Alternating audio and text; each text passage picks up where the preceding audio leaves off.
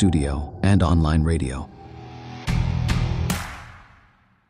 Thank you for listening to Live the Dream Media.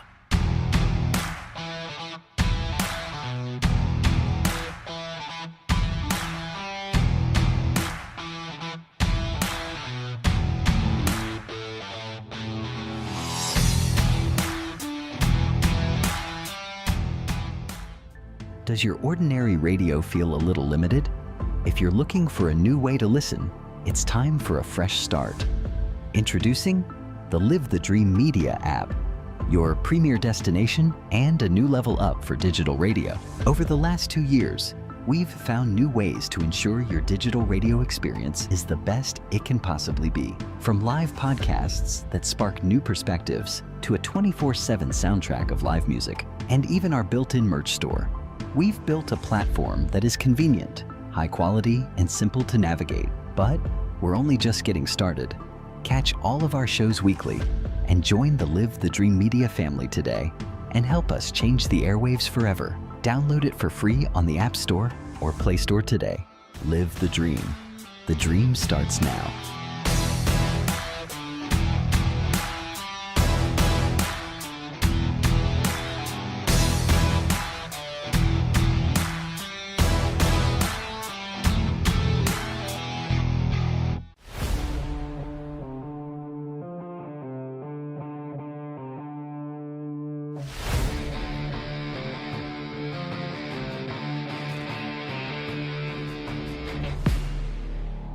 Your favorite radio just got bigger, bolder, and better connected. Live the Dream Media is revolutionizing how you stay tuned in. With our explosive growth in online radio and our brand new mobile app, your entertainment goes wherever you do. Stream your favorite shows, discover new hits, and connect with audiences across the digital landscape, all at your fingertips. Advertisers don't miss out. Join our expanding digital network and reach engaged listeners across platforms. Download the Live the Dream Media app today and experience radio reimagined.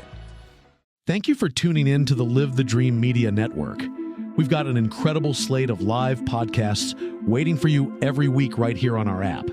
Get your morning started right with Wake Up, hosted by Christopher DeSimone, airing Monday through Friday from 6 to 9 a.m. The momentum continues every Monday morning at 9 with the Marana and Oro Valley Experience, hosted by David Samorano and Clint Peak, followed by Truth and Tell with Blair Lametti and Summer Smeaton at 10:30 a.m. On Tuesdays and Thursdays, join us at 9 a.m. for Southwest Flavor, and don't miss Sobriety, Spirituality, and Sales every Tuesday from 10 to 11 a.m. Every Wednesday at 9 a.m., Bruce Ash brings you the inside track, and we wrap up the week every Friday at 9 a.m. with former NBA player Bob Elliott on The Bob Elliott Show. It's all happening live every week. Stay tuned, stay informed, and keep living the dream.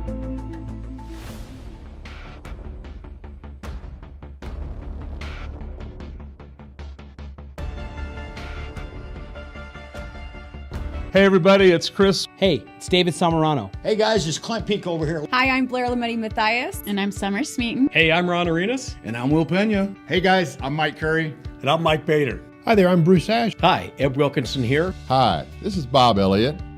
We are Live the Dream Media. Watch and listen to all of our shows Monday through Friday, only on the Live the Dream Media Network.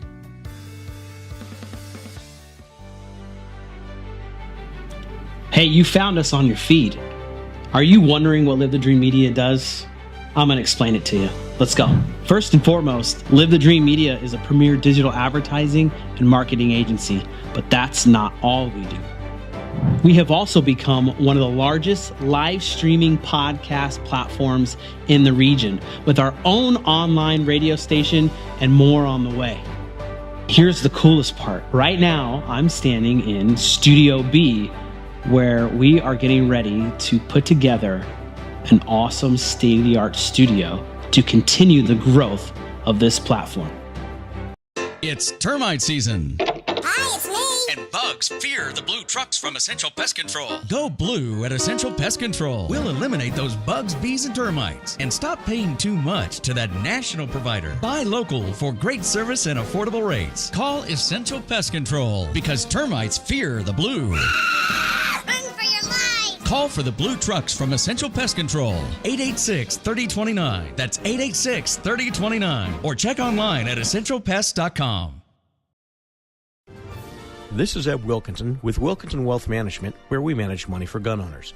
What does it mean to retire comfortably and remain comfortably retired?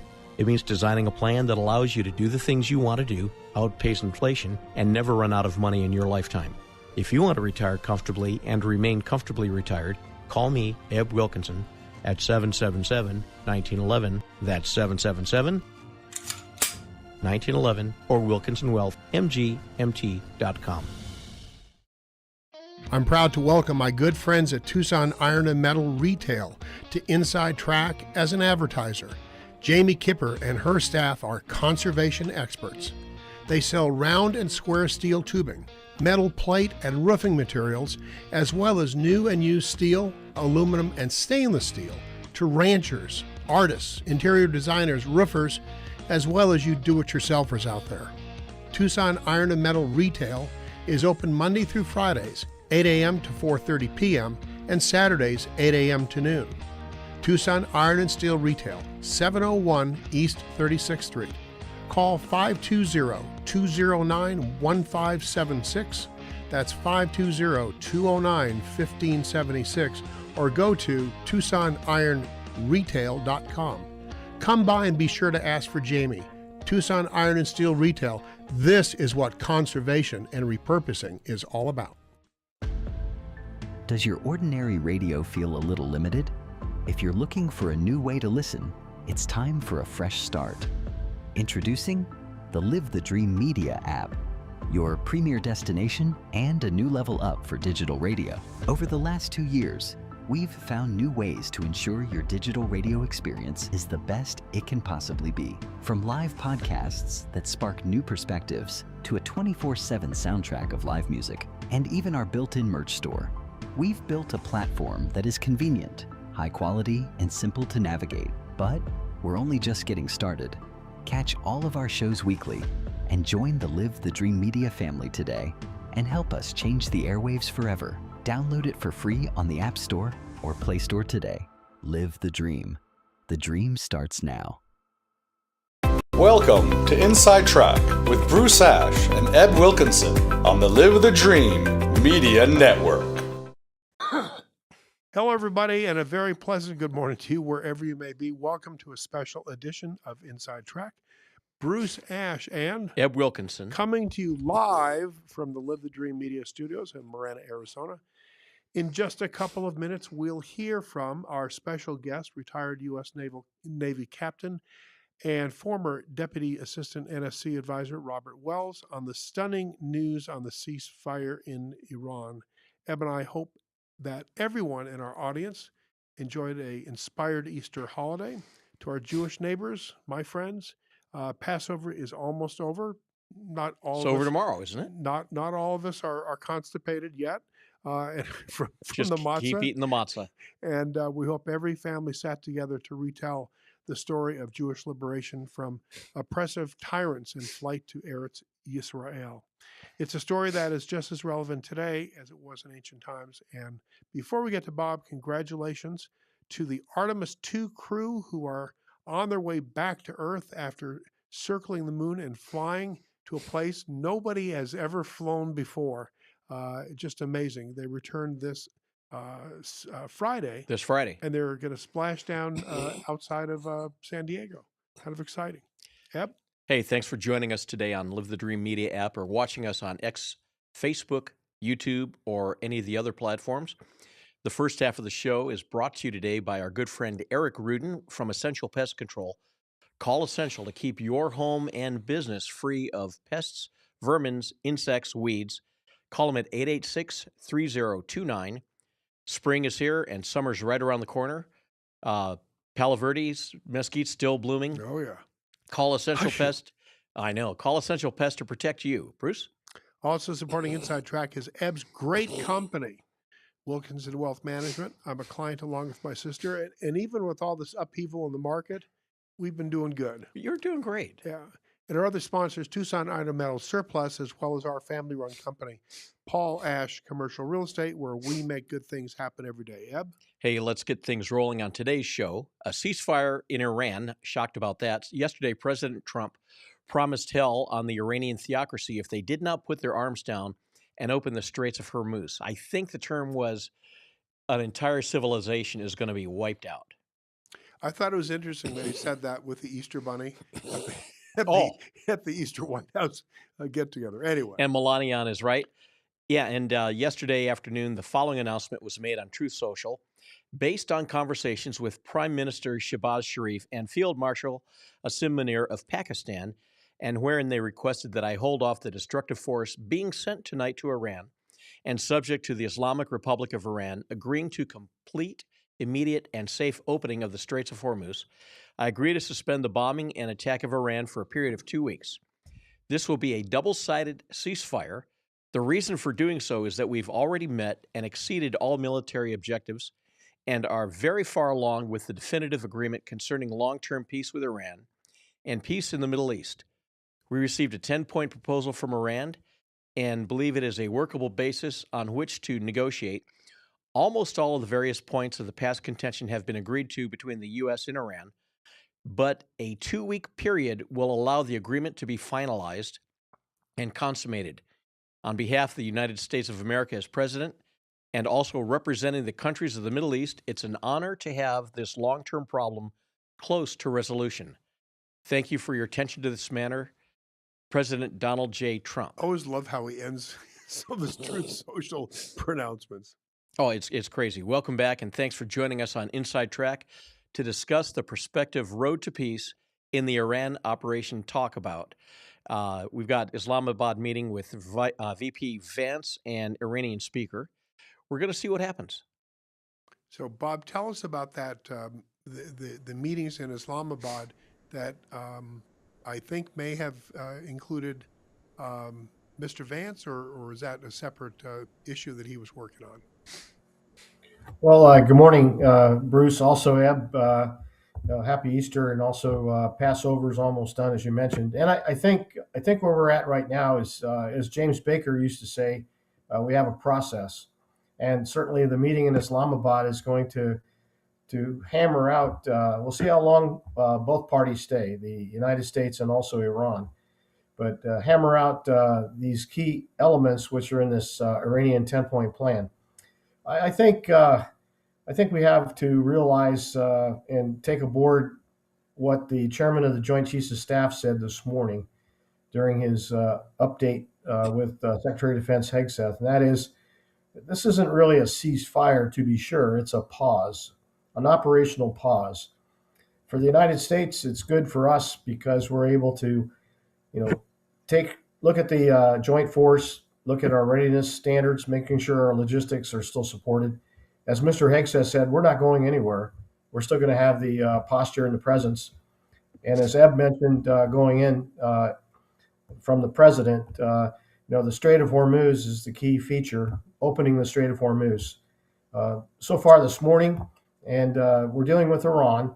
And as General Keane said recently, General Kellogg said recently, looking at the analysis of the circumstances here, the proof is going to be with the Strait of Hormuz passage. Now, a couple ships have reportedly gone through the Strait of Hormuz, but they're still going through the narrow passageway between Larak and Keshem Island, not the two designated international passageways. There's approximately 100 ships inside the Persian Gulf waiting for word to go. Other reports say there's about 10 more ships that'll be underway today. So we've got a process. I think it's going to be sticky. I don't think we're going to come to full agreement.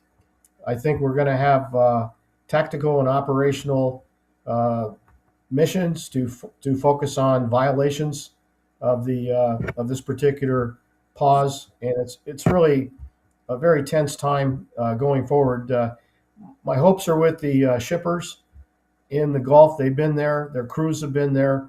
and also the Gulf states themselves. I mean, they have taken a pounding, obviously, from Kuwait, Qatar, Bahrain, Emirates, Oman, from the illicit targeting by the Iranians, and that threat's still there. I mean, I think one of the takeaways from this particular epic fury after the 40 some odd days is the fact that Iran has capability, and they still have capability. They have ballistic missile capability. They have the drone capability. So it's really a pause, Bruce, and it's a deliberation in Islamabad. I'm going to be interested, as you just alluded to, if Mr. Vance actually does go there. I saw the fact that he may be going there. I saw the Speaker of the Iranian Parliament, Mr. Halibeh, that will be representing Iran for face-to-face meetings. But you may have the same team, Steve Witkoff, leading the American effort there. Mr. Vance, as you know, is in Hungary right now, and he's not too far away from Islamabad. So, real quick question: in terms of destructive arms that Iran still has at their disposal, Bob, it seems to me that we underestimated their ballistic missile range. We may have underestimated the number of missiles that they still had. Does this also give us a time to perhaps get better intelligence on really what the Iranian armed military status might be? I think it does. I think this is the key point with regard to this pause. The fact is that we're going to, I think, redouble our efforts with surveillance, reconnaissance, looking at intelligence. The IRGC is really the vanguard of the violence inside of Iran. I think we're going to be able to determine what is their command and control. We still have command and control missions that were conducted during the Epic Fury the last 4 weeks, but they're still able to command and control, still able to have nightly news conferences, still able to launch from a moderate distance or a long distance going in. So this intelligence gathering is very, very important for us and our new target set. The Strait of Hormuz in particular. At the end of the conference today, Bruce, Secretary of Defense Hegseth mentioned Admiral Cooper and what type of most recent missions that have been conducted against Qeshm and Larak and even Bandar Abbas. So this is a key focal point with regard to our intelligence gathering, watching what's around the IRGC and the Strait of Hormuz. And I think for everyone listening, also, it's not just the Strait of Hormuz, but it's the Persian Gulf itself. It's the entry and the exit of the Persian Gulf. And I think one of the positive factors of all this is that through Mr. Trump's, as I term it, coercive diplomacy, from some of his statements on Truth Social, you do have a multilateral response from the Gulf states, from the United Kingdom, from some of the NATO states, the French, the Italians in particular, supporting the United States. Prime Minister Starmer, love him or not, is going to go to the Gulf to do diplomacy itself. The United Nations, although they didn't pass the UN Security Council resolution on the Strait of Hormuz yesterday. Even the extremely washed or watered down version that they finally did. And it was China and Russia that China and Russia, they have interest there as well. So, but this intelligence piece is critically important. We're gonna find out even more over this next couple weeks in a parallel track with this meeting in Islamabad. I'm sorry, I interrupted you. Yeah, Bob. Saudi Arabia intercepted 9 drones Wednesday, despite President Trump's ceasefire with Iran. At what point does Saudi Arabia or any of the other countries say, screw the ceasefire, we're fighting back? I think they're going to wait. I think they're very circumspect. I think if any country is going to do it, it's going to be the Emirates. They're closer. They have more of a capability. They've actually had out-of-area deployments to Yemen against the Houthi rebels. The Saudis will defend the kingdom as they have been doing.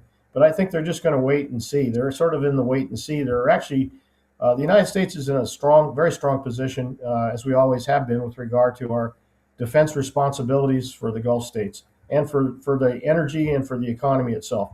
This has truly been a shock.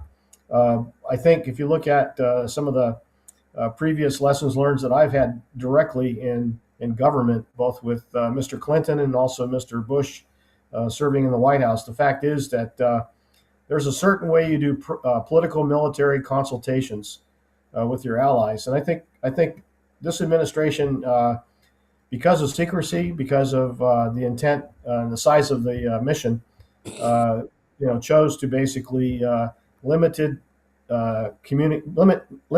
communications with our allies, and certainly in the aftermath, we've set ourselves up for a compelling need for Japan, the United Kingdom, France, Italy, the Gulf states to support their Persian Gulf security and Strait of Hormuz security.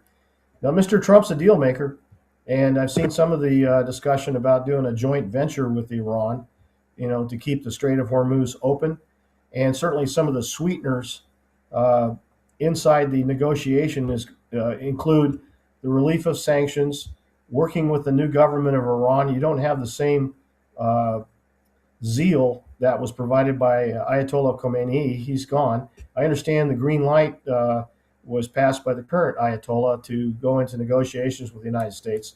So, the key challenge inside Iran now, they're even more weakened economically. Their people are more weakened economically. So this is a trading space for negotiations. And the uranium, in terms of the current military objectives, the uranium is still going to, I think, be shepherded out of Iran as part of one of the key deals there, opening the Strait of Hormuz, getting a better tally on ballistic missiles, etc. But circling back to your point, Ab, I think the Saudis, the Gulf Cooperation Council countries are going to take stock. They're going to wait and see. I think the United States is going to be more robust with our communications and our diplomacy, particularly with the Saudi Arabia, Emirates. I think either Mr. Vance will go to the Gulf before he goes to Islamabad. We'll see what happens there. But there has to be some senior U.S. engagement in the Gulf countries over this next 2 weeks. How much of a concern that during these next 2 weeks, it gives Iran a chance to restock, get more drones, get more missiles, and just pushing and go back to doing what they were doing?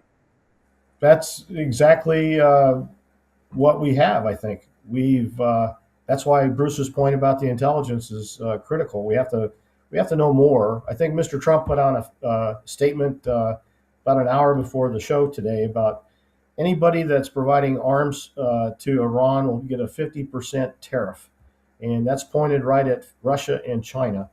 And they have an interest there themselves. So we're going to try to turn the lights on in the room and to try to find out where all the other risks are, because in the shipping community, and here's all these shippers again, they've heard that they're going to be able to transit the Strait of Hormuz. They've seen that Iran and the IRGC is still demanding payment or toll, or you have to be cleared by us before you leave the Strait of Hormuz. So this particular point should mitigate if the political side of Iran has better influence than the IRGC. So these shippers are all waiting to get out. I don't think a lot of them are waiting to get in. And also in the shipping world, there's a lot of banter on the VHF nets about what the truth is transiting out of the Strait of Hormuz or in the Persian Gulf. And I really do think that they're assessing risk, and they have to perceive that there's no risk because they don't want to risk their tanker. And they also have to be reassured realistically. This gets into the insurance market as well. We're just we're taking baby steps right now just to watch and see the Strait of Hormuz. That's really the focal point of this negotiation. Eb and Bob, I want to play a clip from General Keane on Fox News last night that is relevant to some of the stuff. Tony, we're going to go to 2 minutes, 24 seconds is the length on what I want to show here. So if you could play that. Okay.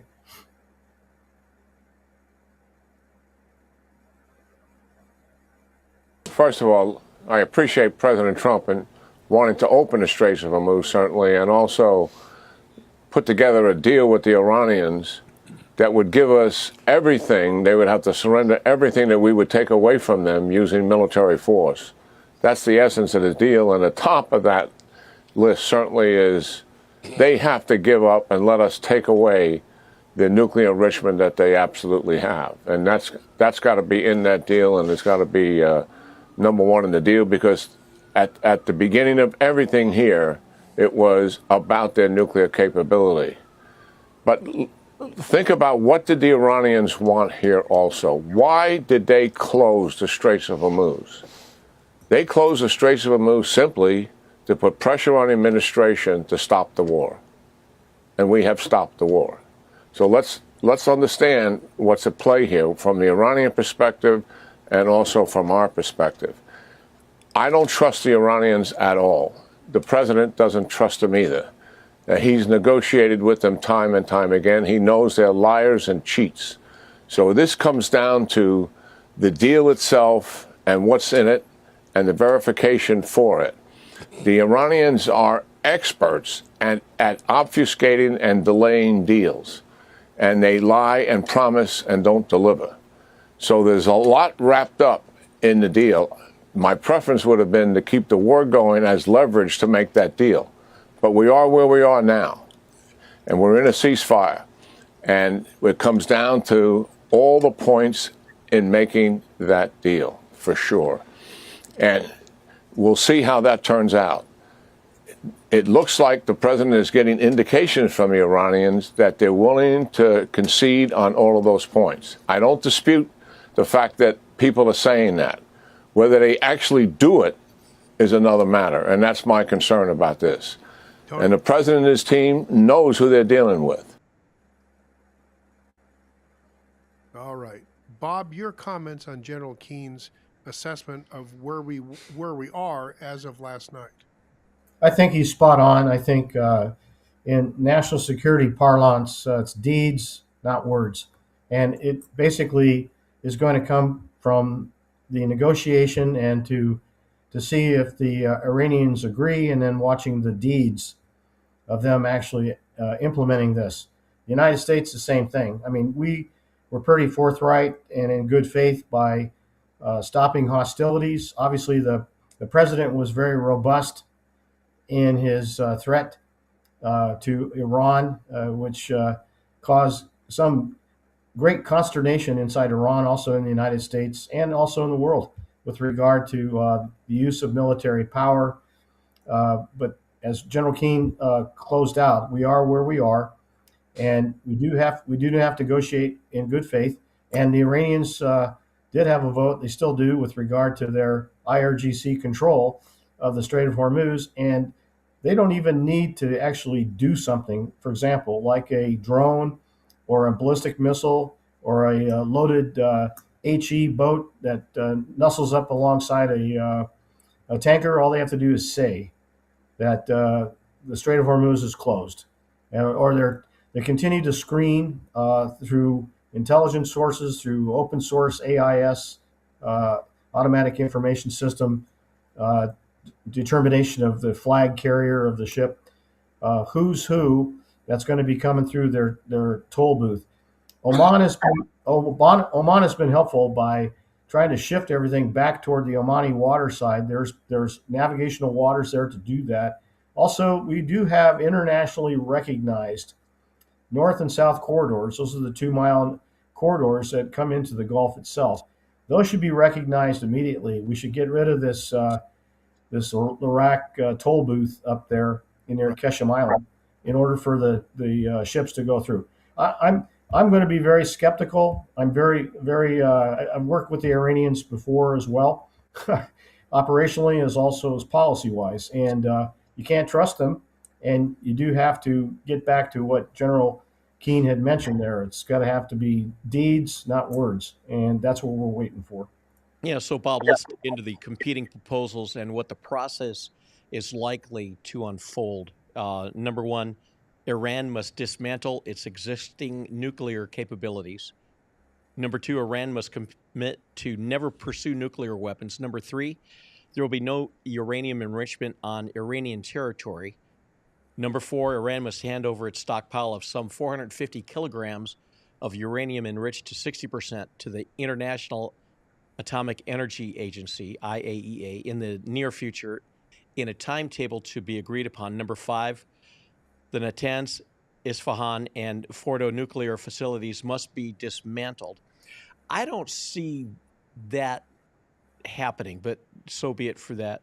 Number six, the IAEA, the UN's nuclear watchdog, must be granted full access, transparency, and oversight inside Iran. Number seven, Iran must abandon its regional proxy paradigm. Number eight, Iran must cease the funding, direction, and arming of its regional proxies. Number nine, the Strait of Hormuz must remain open and function as a free maritime corridor. And number 10, Iran's missile program must be limited in both range and quantity, with specific thresholds to be determined at a later stage. Number 11, any future use of missiles will be restricted to self-defense. Number 12, Iran would receive a full lifting of sanctions imposed by the international community. 13, the U.S. would assist Iran in advancing its civilian nuclear program, including electricity generation at the Bashir nuclear plant. 14, the snapback mechanism, which allows for the automatic reimposition of sanctions if Iran fails to comply, would be removed. So let's talk about those. Yeah. Which of these do you think is achievable? Well, I would flip the script on and basically read them from the bottom up, because the interest of Iran is basically having an economy again.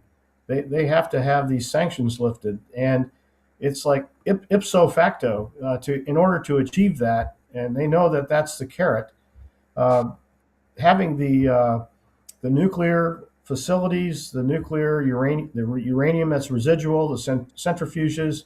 The good news is that they've allowed access before to the IAEA. They don't trust the United States. I think it'd be a sticking point for the American IAEA teams, although we have arms control professionals to go into Iran.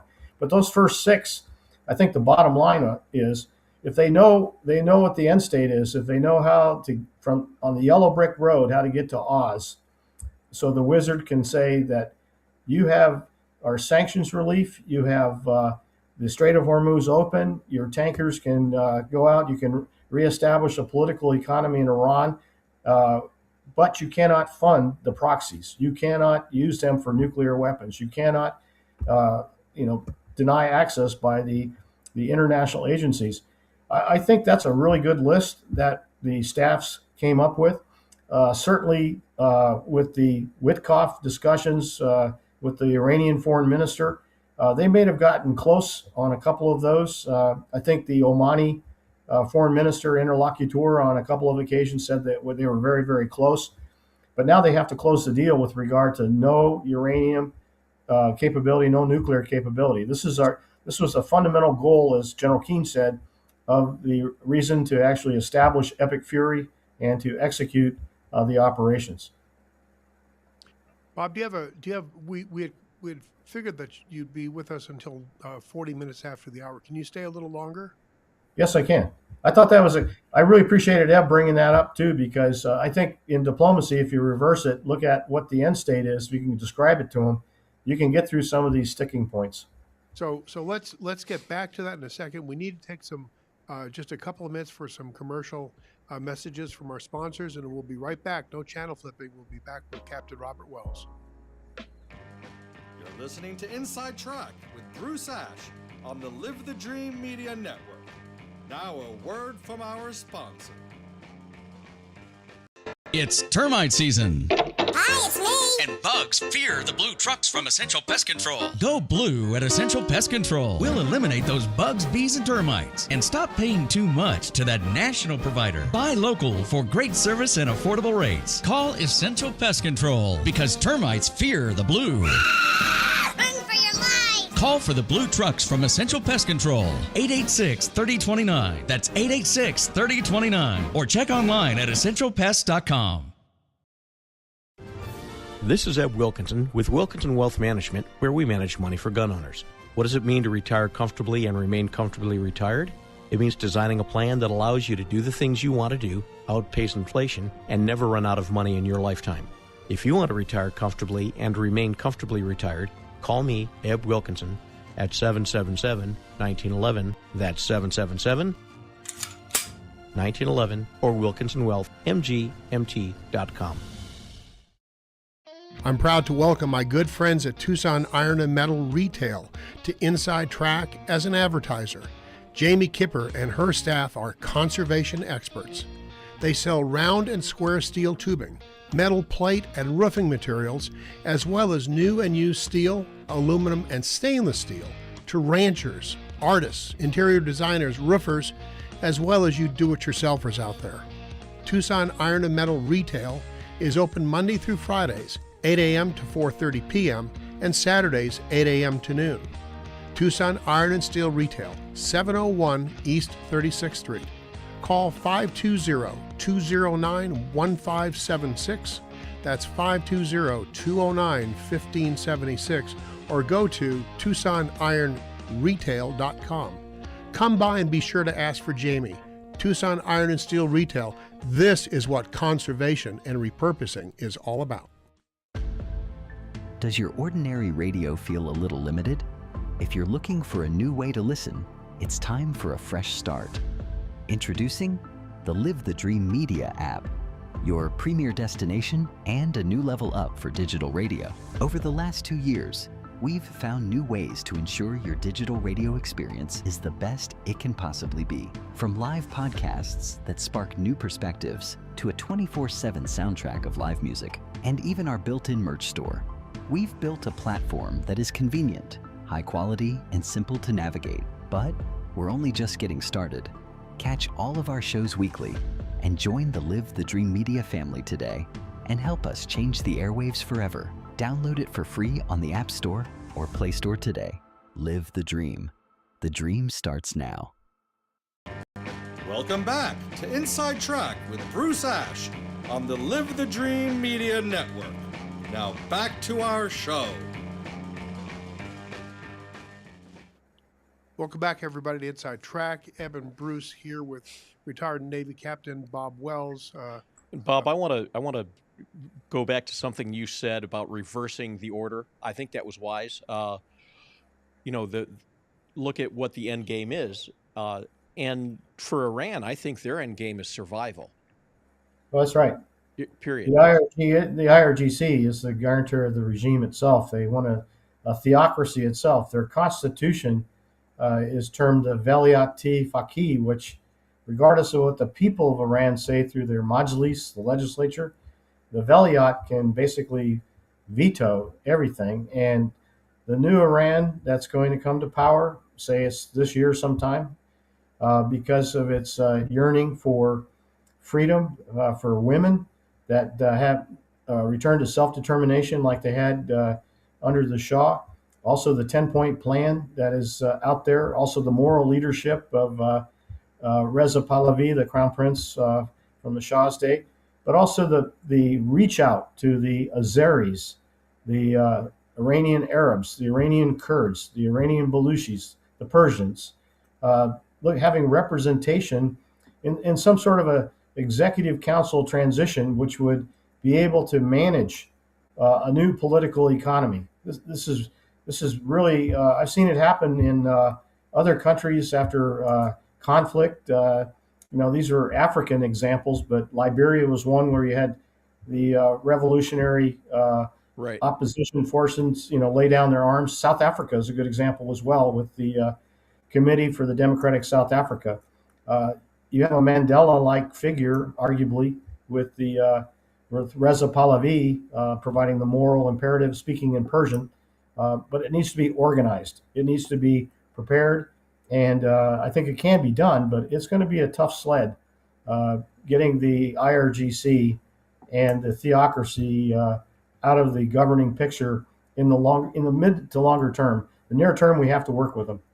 So what do we know about the leadership mindset of the IRGC? Is it a an end time sort of fanatical kind of theocracy-driven military and paramilitary organization, or are they? I wouldn't call them bureaucrats necessarily. I mean, are they more civil servants? I mean, as long as they're there, is it possible for any of those things to happen?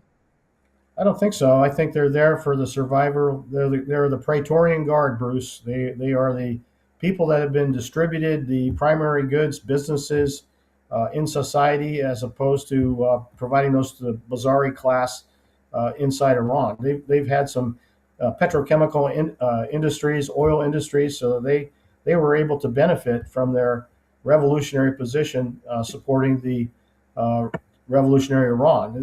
It's taken 47 years, and in particular, the change happened after the end of the Cold War, from my reading. So these are people that are zealots.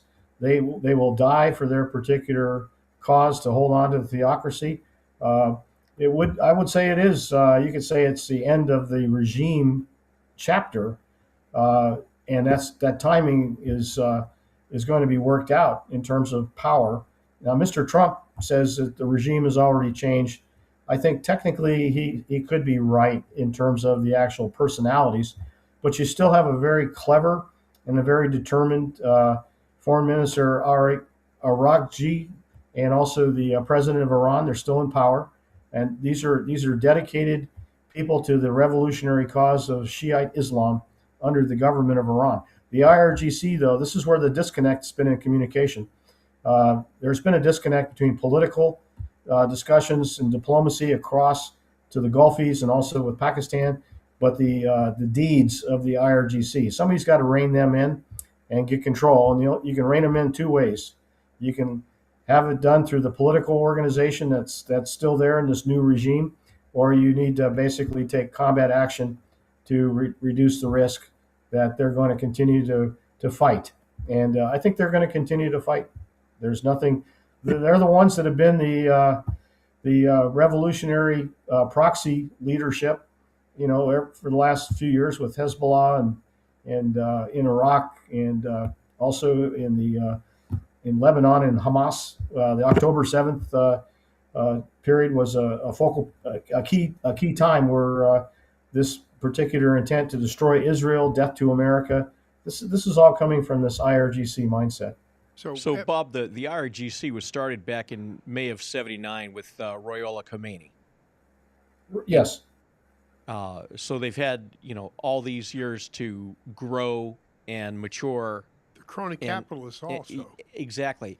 I don't even know how any of this freedom in Iran is going to be possible without the complete destruction of the IRGC. I just can't see it. I think, as Donald Rumsfeld used to say, hearts and minds. I think there needs to be a sweetener for the IRGC. We saw this in other types of revolutionary circumstances where the Revolutionary Guards need to lay down their arms. They go to cantonment. They have a new relationship inside the army. They go through, get a pay raise, support their families. There's going to be resources that are going to have to basically change their mind, through their heart. The new Iran, what that's going to mean, what the role of it's going to be. It's a, pretty much go, no go type of decision. You either go with us or you're not going to do very well, either living or through dying, if you continue to hold that cause. So there are processes that have worked where they have to lay down their arms and they have to have resources to support their pay. That's got to be part of the discussion on the economic side for them to even have a better life inside of Iran, post revolutionary Iran. So here's the Iran 10-point framework. Number one, permanent end to hostilities. I'll read these and then we'll go back and address them. Number two, no temporary ceasefire model. Rejection of phased or interim ceasefire frameworks. Only a final binding peace agreement is acceptable. Number three, regional de-escalation. End to the conflicts involving Iran-linked groups across Lebanon, Syria, Iraq, and the wider region. Number four, security guarantees. Binding international assurances to prevent future attacks or regime targeting operations. Number five, Strait of Hormuz Protocol. A structured agreement ensuring safe maritime passage while recognizing Iran's strategic role and control concerns over the waterway. Number 6, lifting of sanctions, immediate removal of U.S. and international economic sanctions imposed on Iran. Number 7, release of foreign assets. Number 8, war reparations and reconstruction.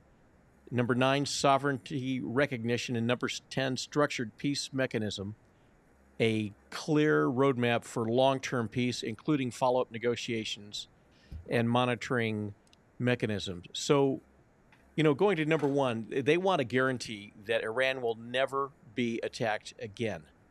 How does that even come into play here? I can't see Trump agreeing to this or anybody else. Well, reading between the lines and listening to their particular positions, they want to continue to have hegemony over the Persian Gulf, over the trade. They don't want anything to dissuade or diminish their proxy support. They believe it's righteous to support the Shiite populations in Lebanon, in Yemen, in Iraq, because that's part of their faith. That's part of their religion, where they're coming from. Looking at reparations, that's going to be a hard sell. And you can also see, in response to that particular point, the Arabs have also gone back in Qatar, in Emirates, saying that Iran owes the Gulfies reparations as well. So this is a strategic attempt by them to maintain their current position, not really having much wiggle room at all. And they're also trying to be, as they are, bringing the United Nations or bringing multilateral interests in there, which will include the Russians and the Chinese, and have some empathetic ears because of trade relationships with Germany and with the UK, having trade with Iran, with India, bring these other countries in to reduce the influence of the United States. So I would just say they're entering points there. I would say that in the negotiation, the Strait of Hormuz is still remaining the focal point. The nuclear items, that has to be something that they agree to. I think our points are stronger than theirs because of their position. They are weakened. They are truly weakened. And the defenses against ballistic missiles and also drones, and yes, Bruce, they probably got some more of them, but their position is weakened, and the Gulf countries, Israel, Emirates, have been able to defend. So this is a strategic point in time, just like post World War II or even post World War I, where you start having this new security framework in the Persian Gulf security, which includes all of the interest of the nation states inside of the Gulf region, including Iran. So some of these, I wouldn't discount them overall. I think it's you organize it like a waterfall. What's most achievable from on the top, which could be the sanctions relief, the nuclear issues, the 1 through 6 from the United States. On the reparations, it's probably down on the bottom, number 1 or number 2. But it's a waterfall. That what are you going to work on first? You can't do them all at the same time, but you got to pick the first 2 or 3. I think this will be, for example, if Islamabad persists and we get to 2 weeks, we can get an extension for a month to deal with the tougher ones. And you still have free passage of trade. Maybe some sanctions have been relieved. It's a politically challenging circumstance, obviously, for the Iranian people and also for political military leaders in the United States, because we really wanted Epic Fury to finish the job. And that contingency is still there. Yeah. When it comes to reparations, a lot of that can take place with the sale of their oil. I mean, they want money. China, 40% of China's oil comes from that area. Mm-hmm. If that gets shut down, if that gets controlled, now China's out big time. Well, that's like that is the key. Like I said, reverse our demands and look at the economy and the people. You've got 90 million people in Iran. You do want the people to basically eventually have power. The Iranian people are very proud. They're one of the most nationalistic nations on earth, and the boots on the ground, it's a red flag or red line with them. We've actually, with the operations, bombed the military targets, and I think more of that's going to come out with regard to their military capability. But they do need that oil. Yeah, China needs it. India needs it. Japan needs it as well. The Japanese prime minister is meeting today, I think, with India, but she's moving to different locations to try to have this. And this is what the result of Mr. Trump, this coercive diplomacy, which is causing people to focus their interest and basically compelling them to actually help solve the problem. One of the concerns I have about the regional de-escalation and to conflicts involving Iran-linked groups across Lebanon, Syria, Iraq, and the wider region. I mean, they're basically wanting us to back off from destroying Hezbollah. Well, that's a point of contention, as the Prime Minister Netanyahu said today, that Lebanon was not in this agreement, and he's still getting threatened by Hezbollah. There's still, reasonable probability you'll have a ground incursion in southern Lebanon itself. Iran rhetorically said that we own Lebanon. Looking at what Hezbollah's role, Lebanon really hasn't had a chance, since Hezbollah and its garden variety protection and providing social services started after the Iranian Revolution there. And then we had the civil wars in the mid-'80s, et cetera. So Lebanon's an important issue with regard to security of Israel, also the proxies and also the armaments. This gets into that armament issue with regard to proxies. That's just got to stop. And the Houthis are still lurking there. They still have the Bab el-Mandeb. They're still in power. They're still in the Red Sea side as well as the North Arabian Sea side in the critical choke point with all that tanker oil going through the Suez and into Europe. So, Bob, in 1962, after the Cuban Missile Crisis, one of the bargaining points that we agreed to at that time was that the United States would never have an armed incursion in Cuba, and it's been 60 whatever years, and there has not been any sort of an incursion by the United States.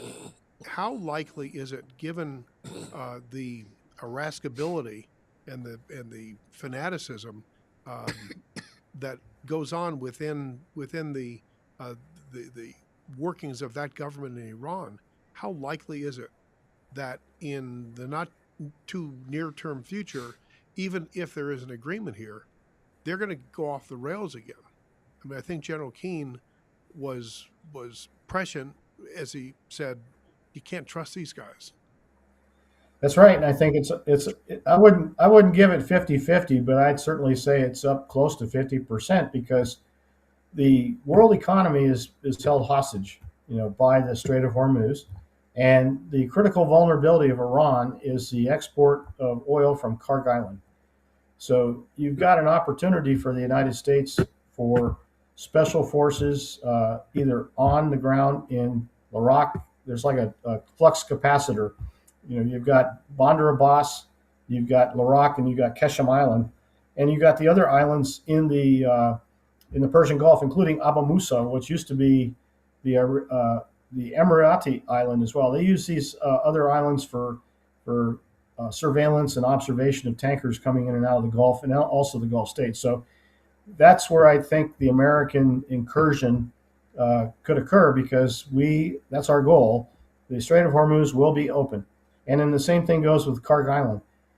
2 days ago, we actually had military kinetic action at Kharg Island to basically remove the IRGC protective posture there, so that island is vulnerable. There's a couple different ways. You can do it non-kinetically through a quarantine, like President Kennedy did with Cuba, and basically deny pilot passage of very large crude carriers up to the piers for export. And the same thing goes with import going into Kharg Island. Or you could put boots on the ground in Kharg Island, and also the pipeline areas that feed Kharg Island for protection. That could be the sum of all fears, though, if you have boots on the ground there, and it's like a soccer ball, Bruce. And the Iranian IRGC would come there, and they would they would probably destroy it just so not let us have it. So you have to be clever about that. But the Hormuz is the way to win the war. Bob, let me change the topic just slightly. Earlier this week, we heard when the president had threatened an extensive number of targets would be hit that hadn't been hit before, electric plants, bridges, and so on. They recruited by an email or text campaign Yes. within the population, getting women and children to encircle these areas so as to fend off an American attack or an Israeli attack. America has not been able to effectively communicate with the Iranian people because their external communications coming into that country, we understand, are almost extinguished. I mean, there may be some information leaking in, but certainly there's not much. Why hasn't America ever considered dropping leaflets in cities? I mean, with all of the technology, okay, we can't get in with text, we can't get in with emails. Why haven't we considered leafleting these areas and telling people what's going on? Absolutely. That's a great idea, and it should be pursued. I don't know why. I don't know why, if we've had air supremacy over Tehran, maybe it's the phase of the operation. We were in the fourth quarter. We had taken out the key military objectives, as General Kane said this morning. But that would be surrender, Dorothy. That would be the leaflets in Tehran, the leaflets down in Bandar Abbas, Bandar Khomeini, different places there talking about the next steps. You have to communicate with the people of Iran. Certainly, the Reza Pahlavi has been doing that, and the diaspora has been doing that as well. And they give us, little pieces of information based on internet accessibility or Starlink. But that would be a healthy sign if we get into another phase to let the people know what's really going on. Because right now, the Iranians think they're winning. They've outlasted the Americans. They've actually, as General Keane said, from their view, they put the world economy in the United States and the Gulfies in a vice because of their strategic control of the Strait of Hormuz. So, well, in a sense, they're not far off from reality. I won't call it truth, but they're not far off from reality. Yes. And it's sort of like the Ukrainians are trying to outlast the Russians. The Afghans did outlast the Russians. The new American colonies outlasted the British. I mean, we've seen this play before. How likely is it that they're going to outlast the free world, in this case, not just America, but the free world, from the theocratic craziness of what that country's been for the last almost half a century? Well, if they can still communicate from the center, certainly Tehran is the center of the communications that go out. And before they started the Epic Fury campaign, they had a sense that this was possible because of the movement of forces. They put all 31 provinces, they called it a mosaic strategy, and they became a porcupine. And they had local control of the IRGC. So how likely is it? I think we've reduced the capability in many of the different provinces. And Tehran is still the compelling location for political change in this country. Until Tehran changes, the IRGC won't change. You have to have I wouldn't call it unconditional surrender, but certainly a conditional framework with the objective of new governance with the Iranian people now, rather than the Valiat, the Ayatollahs in charge. It cannot be that's not part of the list there. The uranium and the nuke was the event that did it, but the Strait of Hormuz is where we're at. A lot of people tend to forget that the enemy has a vote in these things. Yep. But so do the Iranian people. There's substantially more of them than they are the IRGC. At what point do the Iranians just rise up and help the United States and the other nations there to destroy the IRGC? Great question, and that gets into the wait and see. That's where we're at right now, and the Reza Pahlavi has told the Iranian people to take shelter.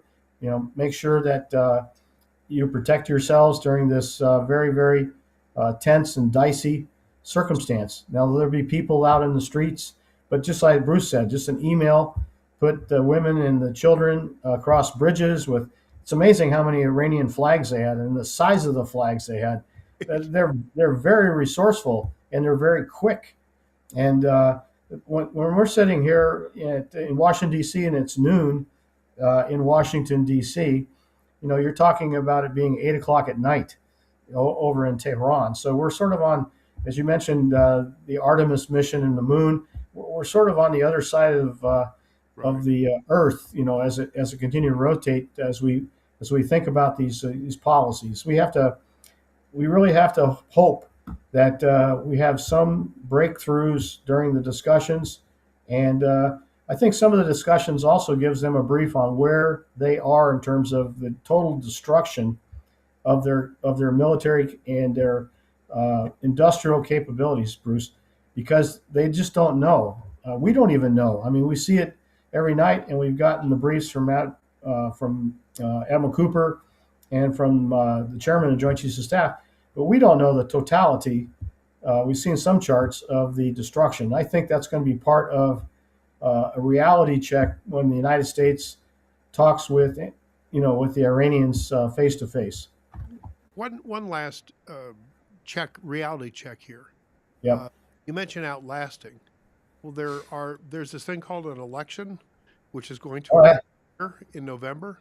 So it's very interesting. There was a lot of shrieing from members of Congress for a week or so. The action that the president taken is illegal, and it's a bad thing, and he's a fanatic and bloodthirsty, and all the other terminology they used. And the president has said, before we get to what the president said, lots of Republican lawmakers have been very quiet, including the Democrats now, very quiet, because they're happy to see the president go on this route. Not because they want to, at least in the Democrats' case, the Republicans to win or the president to win this war or in November, but because they want him out there. Okay, how likely is it in another month or two that the November elections are going to decide when we relent and walk away from an attack on Iran in order to accomplish all the things that we've been talking about for the last several weeks now?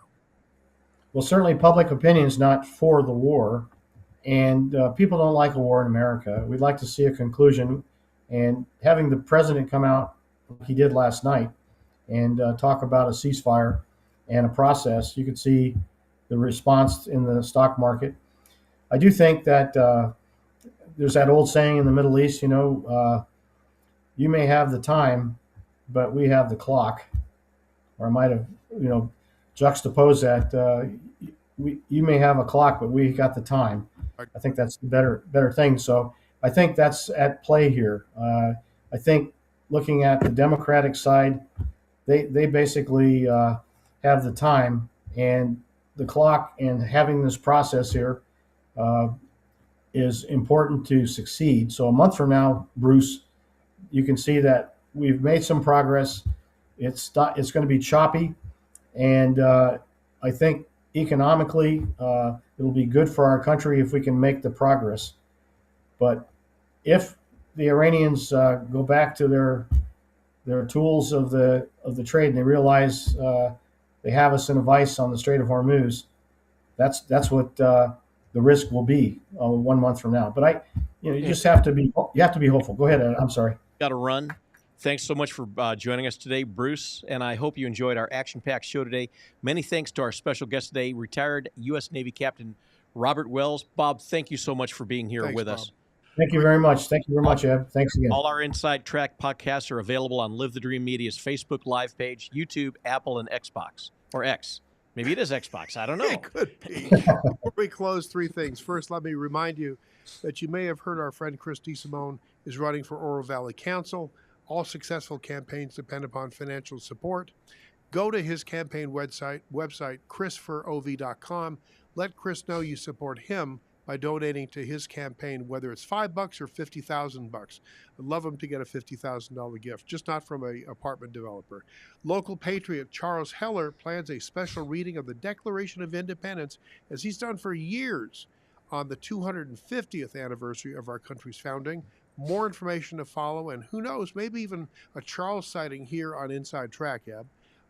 Finally, since Chris will never say it, we need to say congratulations to our great Wildcats for the stupendous season they had. In a place called Tucson, we have few things that we can point to with pride, but from October until at least the end of March, ideally the first week in April, we've got Wildcat basketball to focus on and cheer. This year we got 36 wins, a Final Four berth, and baseball season didn't officially start for me this year until 8:34 p.m. last Saturday night. It was a great season. We'll get them next year. Viva Los Gatos, Eb. Thanks for joining us on Inside Track. I hope you enjoyed today's program, and tune in again next week when we have another action-packed show planned for you. Until then, this is Eb Wilkinson. And Bruce Ash. See you again. Oh, and Bob Wells. Where'd he go? There he is. Hi, Bob. See you again in 160